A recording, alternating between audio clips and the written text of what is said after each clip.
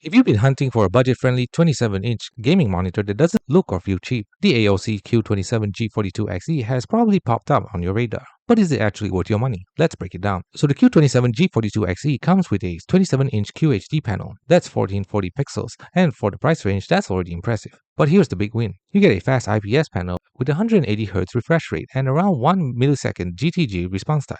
In real gameplay, that means motion looks clean and sharp, no messy smearing in fast FPF games, and colors are surprisingly punchy for an affordable monitor. It also supports adaptive sync, so screen tearing is practically eliminated if you're using an AMD or NVIDIA GPU. AOC keeps the design clean and simple, the bezels are slim, and the stand is sturdy. But it's pretty basic. No height adjustment, no swivel, just tilt. So if ergonomics matter to you, you might need a VESA mount. Connectivity is straightforward, HDMI and DisplayPort, nothing fancy, but exactly what you need for gaming. Like any budget monitor, there are a few trade-offs. HDR performance is weak, don't buy this for HDR content. Contrast is just okay because it's IPS, and speakers are missing, but honestly, they would have been bad anyway.